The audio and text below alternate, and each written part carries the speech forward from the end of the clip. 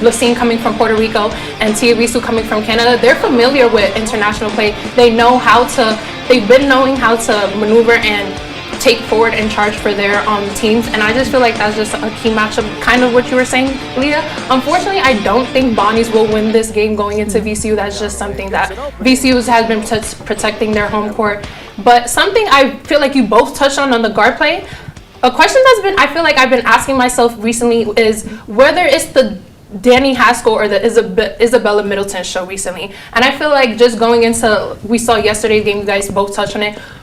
How come is it that one is either having a good game? We saw GW, she had Isabellah Middleton, a great 21-point game, but Dani Haskell had a quiet game. What is something that is just going on that team? I think it's frustration leading to them having to do everything themselves. Because earlier in the season, they were playing well together. I think in the Loyola Chicago game, Dani had 27 and Isabellah had 13. Yeah. But lately, they're not really passing the ball as well, because in their wins they have 12 assists, but in the losses they have a total of 9, around 9 assists per game. But in their last 4 games, where it's really been back and forth between Isabellah and Dani, they're only averaging 5.5 assists per game. So they really need to get up the assist number, and maybe they could both play well again together. Yeah, I agree. I think it's kind of all about balance within the team, as we've been saying. They're still kind of struggling at times to put the pieces together. It's either one or the other. I'd like to see a little bit more balance between either of them, maybe about 10, 15 points per game instead of 20 for one and single digits for another, But they both have really high basketball IQs. They know what's going on at all times. It's just that Dani kind of slows down the game and lets it come to her, and then every once in a while she'll get in there and make a crazy layup or drive the lane or something. And Middleton is a great floor general for the Bonnies. That's what I've seen. She's determined. She is going to provide that spark regardless. Well, that serves for both of them actually, but in different ways. But yeah, like I was just saying with the balance thing, I think that's going to be a key factor for them. It was something you both touched on I thought was really important that we knew coming into the season was that Jim Crowley and this women's basketball team had a short team coming in. They were short staffed, and now especially with that Maddie Daskowski injury into the season, that's something that Crowley's just been trying to figure out who does he love as his starting 5. And me personally, I loved when he had went with Kira Dandridge, Taylor Napper, Peyton Fields, Nadeshka Lucine, and Dani Haskell for that St. Joe's game. Unfortunately, it was a loss, but I just feel like those 5 is just amazing, especially Peyton at the 4, because that allows Taylor Napper, we know many times that she gets into foul trouble. She just doesn't have help down there. And Peyton Fields, we see her as a big 4 or a big guard that she could help box out and help Taylor Napper down there. What are your thoughts on that, Anthony? Well, my biggest change on the lineup that I would like to see, this lineup we haven't seen yet this year, is Claire Cody starting. Oh, instead of Taylor Napper. They both play the same position, but it's just Cody brings more energy and effort on every single possession. Because Napper, she's 6 foot, but she's not grabbing a lot of rebounds and not showing a whole lot of effort grabbing rebounds from what I've seen. And Cody can shoot the 3 and play some defense with a lot of effort. How about you? Yeah, I actually agree with you. It's not a lineup that we've seen Cody over Napper. We've seen them together. We haven't seen one over the other. But I would be really curious to see how that works out. Like you were saying, she brings a lot of hustle and grit to this team. She's a dog, and I think that's really important to start a game off with. And then another thing I want to touch on too is I really like Tiana Johnson off the bench. I think her seniority, her experience provides a great leader role for that bench unit, especially on this team, like you were just saying. How many active players are there now? 8, 9? Yeah, that's just not nearly enough. So I think that Tiana coming off the bench is essential for that also, and she can provide that spark even when the team gets tired. Something I also like Tiana Johnson off the bench. She's just giving, like you said, senior eyes. Coming off the bench, sometimes it's not about how you start your games. It's really about how they're starting. They need to finish it, and sometimes, you need that veteran eyes coming off the bench. But also off the bench, I do like Middleton. I know that was a shocker coming into my starting 5 that possibly people would have wanted to see. But like Tiana Johnson, you need that drive off the bench, and Middleton will bring that every time. I do like Kira Dandridge starting. She knows, she knows how to play with Taylor Napper. They're best friends. They know how to maneuver with one another, and sometimes Kira Dandridge coming off the bench, she'll also have that kind of eyes that defensively, she's amazing at, and you need that. Yeah. But starting off the games, that's never their problems. You have Dani Haskell to shoot, you have all those things to be there, but you need Tiana Johnson and Isabellah Middleton coming off that bench. I was just going to say too, if you have Middleton off the bench and Haskell in the starting lineup, that could also help attribute some of the balance that I was talking about. It doesn't have to be both at the same time. It could be one or the other, and they both play their roles at separate times.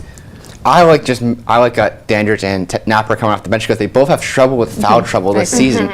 So when I feel like coming off the bench, they could bring more value than starting because then you don't have to worry about them being in foul trouble throughout the whole game. I agree. And putting more minutes on already a short staff team. Right. Well, last week, our very own Robin Stone presented a package showcasing the home advantage for the men's basketball team. But this week, Anthony De Silva decided to examine how our SBU cheer team contributes to enhancing that advantage.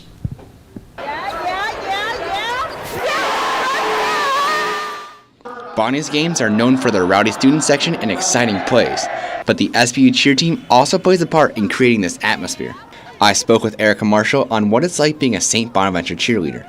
There's really nothing like game days, like all the hustle and bustle around the buildings and stuff. I just love being down in the action, being on the baseline and seeing things. The cheerleaders can be found at the men's and women's basketball games, but what is the role of a SBU cheerleader? I think just to provide a little extra spark of energy. And the cheerleaders cheer on the Bonnies whether they are winning or losing. Of course, it's inevitable that teams are going to get down once in a while, so it's just up to us to kind of keep that energy up all the time. In terms of their performances, during media timeouts, they perform rehearsed dances like Living on a Prayer, Toxic, and the famous Bonaclap. But during halftime, they get a little bit more time to dance and do their routines. Within that, you have your big pyramid stunt, you have the dance, you have tumbling. I'm here in the Riley Center where the cheer team performs multiple times per game, but how much practice goes into preparing for each game? So we practice 2 to 3 times a week, usually 2. It kind of just depends on the schedule of the game. But a lot more practice is required when the cheerleaders are learning new dances and routines. And despite not having much cheer experience before SBU, Erica found a way on the team. I never cheered in high school or anything. I just wanted to try to get involved just because I do love the game of basketball and being around it. And somehow, by the grace of God, I made it last year. Which is impressive because about 80 people try out for the cheer team and only 20 to 22 make the team. And being on the cheer team creates a strong bond. And I've met a lot of girls who are now some of my best friends. From BBN, I'm Anthony De Silva. And coming up, we'll take a look at Leah's list and some key topics for our men's basketball team. We'll be right back.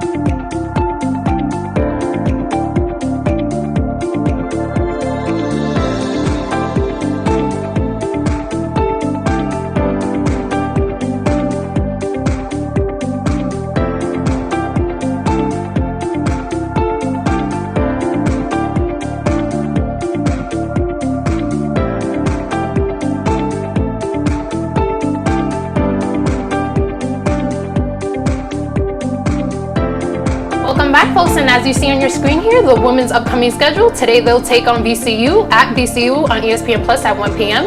Next Wednesday, upcoming Wednesday, on Valentine's Day, they'll stay here at the Riley Center on ESPN Plus at 7 p.m. And then next Sunday is their very pink game here at St. Bonaventure versus Fordham, and you can catch that game on ESPN Plus at 1 p.m. as well.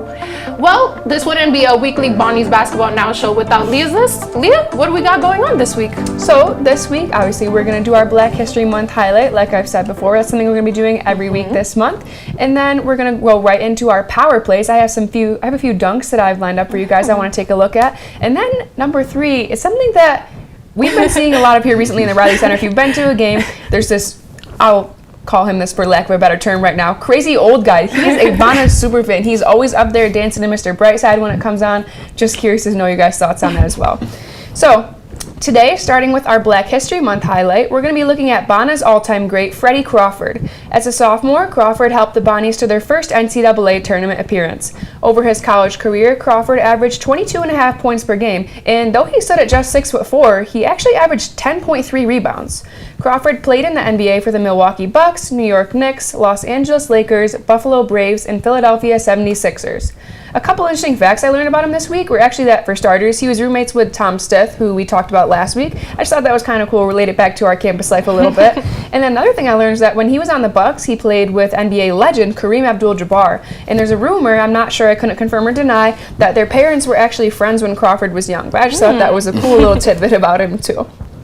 So next up, we're going to be taking a look at some of those power plays that I had talked about from this season. So to me, these momentum-gaining plays you see here, Noel Brown with the dunk on St. Joseph's, they're one of the most important parts of the game. So I think that the reasons that the Bonnies have been able to make the comebacks and statement wins so far this year, like, this is why. It's these power plays. This is my favorite one on the list. Barry Evans versus St. Joe's drives the lane. I think you guys had mentioned it was on ESPN Top 10, coming what number? Number 4? 4? I think so, yeah. Wow. Number 4. It was very much worth it. It was a good dunk. Right. That is a power play. This one here, Barry Evans again. We'll take a look at this. Just note that this is his second time on the list. We're going to talk about that in a little bit. You know, we have Moses versus UMass just from this past week. Nobody really knew about this. This was a quiet dunk. God. Oh my God. Head tap over a couple guys. Didn't even know that one happened. Exactly. And then there's number 5 here, Chad, again versus UMass to seal the win. Got the crowd hyped up, put everybody in the right state of mind.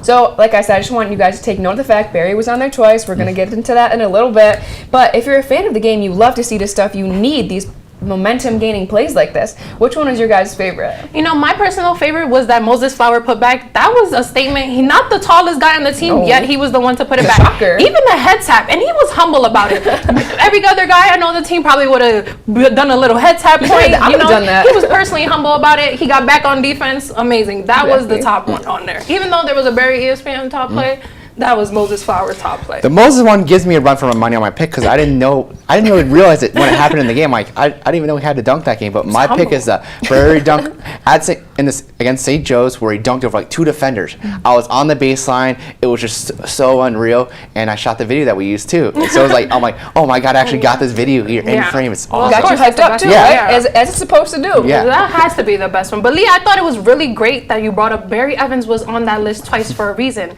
And I feel like amongst fans discussion that has something that's been going on, whether it's like coming crunch time, who do you want to go down with, Asa Isavus or Barry Evans?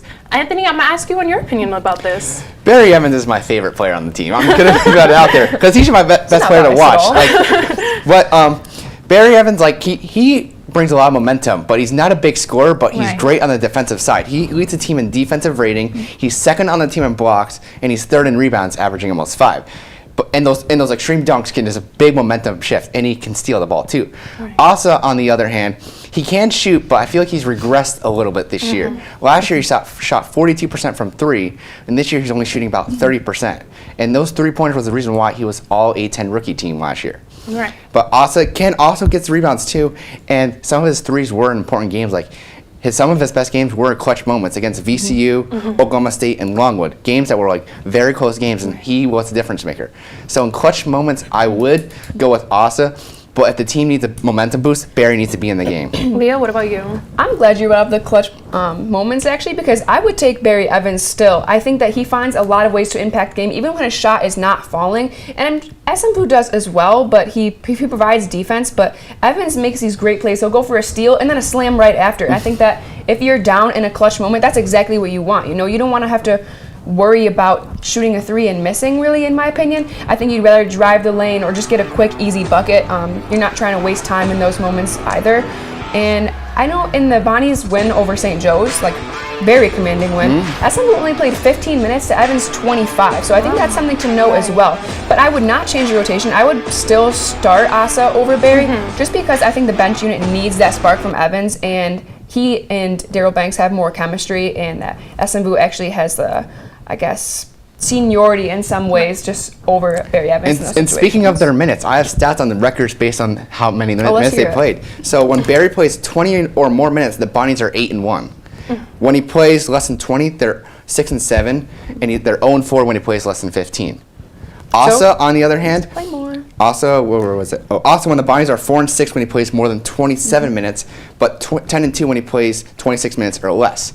So they need a more even playing time, maybe 20-20 or like 18-22 or something like that. You know, before we move on to foul trouble talk and everything, I want to say that I also would go with Barry Evans on the when it comes to clutch time. You know, I feel like we have many possible other shooters. You know, we have Charles Pride, Mike Adams-Woods, Moses Flowers, Daryl Banks to shoot the three, but sometimes you need that length and defense that Barry Evans brings. Last year, we saw him as a liability on the court. Teams were leaving him to shoot the three. Now he's a reliable person on the court. You don't know where he's going to be, whether it's defense or offense in the corner, or like we saw many times about a come and dunk and fast break dunks, or just making his own play. Barry Evans has become more confident even in his ball handling, and I would go with him clutch time. Because we have other shooters that could also come clutch time, other drivers, other playmakers, but I just think Barry Evans come clutch time. Like Barry Evans. Yeah, and especially we've seen that many times coming in, because recently we've seen Noel and Brown and Chad Venning come into foul trouble. Also other players. What do you feel like coming into these games just has been like, something's been going on that the foul trouble's just been there for them? Leah? Yeah, I think it comes down to, a lack of discipline kind of, and maybe just getting tired, and down the stretch you're packing more, you want to make a big play, but you don't have the energy to do it in a disciplined way. And I kind of touched on this a little bit last week, but just a couple of games ago versus Dayton, arguably the team you'd want this to happen to against the least, Brown fouled out of the game. Venning came in. About 30 seconds later, he also fouled out. Yeah. I mean, was that really not preventable in that situation? Like I'm saying, down the stretch, when it comes down to it, that's the last thing you want to do. And I think that game would have been winnable if that had not happened. So it's just something that we should look out for today as well versus Duquesne, and just kind of look for more discipline and more energy when it comes down to it at the end of the game. Well, last Duquesne game, Kyrell and Barry had 5 fouls and Moses had 4. Going into this game, I feel like now hopefully they'll have we'll know they'll have Micah Adams-Wood back. There'll probably possibly be a different kind of momentum. Yes. Hopefully there won't be as much guards and high key players getting into foul trouble. But Anthony, what are your thoughts on this? I think in terms of foul, I just want to talk about Chad's fouls, because I did a lot. I really looked into his fouls and stuff. Fouls is part of his game, because if he's not fouling, he's not playing aggressive defense, and playing aggressive defense is part of his game. He just needs to find a sweet spot between not fouling and fouling too much, because when he fouls out, they're 1-3. When he commits no fouls, they're 0-2. But the middle ground is where the Bonnies play well, because he's playing aggressive but not too aggressive.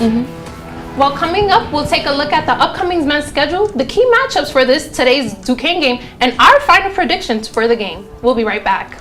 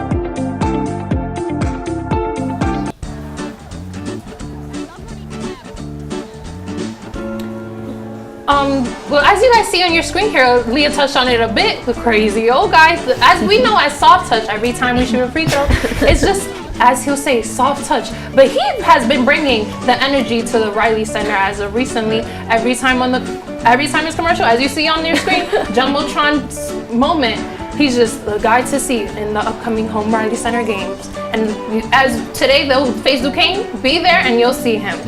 But although they place Duquesne today, going into this week, they'll go Wednesday to Fordham in the Bronx and play them. Then they'll come back for alumni weekend and then they'll face Davidson. Something I wanted to discuss with that is home versus road. They just aren't the best on the road, but home in the Riley Center, they're just that team. What is going on the road, do you guys think, that is just not growing great for them? Anthony, I'll start with you. Their offense is not traveling, but their defense is. So at home, they're averaging about 80 points per game while only giving up about 60.5. But in the road games, they're only scoring about 72 points per game while giving up 66 per game. But and they're actually scoring less per game on the road because that stat is skewed because they dropped 94 against Niagara, I believe, and another 80 against UB. But outside of that, they have not really been scoring well on the road at all. It's interesting that you worded it that way. Their offense travels, but their defense doesn't. I know that's something we've heard. There's a few. The offense doesn't travel. That's what I meant to say. You know what I meant. Yeah, I know what you meant. I'm just trying to clarify. It's just interesting that you had worded it that way because it made me think, we've heard some excuses in different gyms. Everything looks different. Your shot feels different. Your lighting's different. So it can kind of mess with your eyes a little bit. But at some point, you have to stop making excuses and just make your shot fall. Like, there has to be ways to get it done regardless. And something I was realizing as well, there's more turnovers and fouls on the road. I think that in that environment you're not as comfortable in, it's a lot easier to start hacking other players and just commit the wrong plays. I feel like, as we know, for this team, they're an energy-based team, and going into away, they're like we saw in Dayton and other schools, their fans don't play like the Riley Center. We don't have as big as a court, but we also know that when it comes time, fans really do dictate how the game eventually goes. But with home versus road, I feel like going into the first A-10, you saw when we were on winter break, there was a lot of road games. You saw they stood in Virginia for that week for VCU, then Richmond. Then coming after that Richmond game, they were back on the road. That's just something, jet lag, sometimes the guys need a break and everything. They're just they're tired. They were tired at one point, and I think going into this upcoming week, going back to the Bronx and facing Fordham, they have to tie this series. That Saturday game was a real tough loss, the first loss ever in the Riley Center, the only loss in conference play so far for their 8-10. And I just feel like they'll have to really, going into that game, really lock in and be clutch, because the energy just has to be there. Barry Evans has to bring the energy. They have to come with the energy off the bench. We see Noel Brown does that many times. But going into today's game, the key matchups, we're here at home. What are some key matchups going into today's game, Anthony?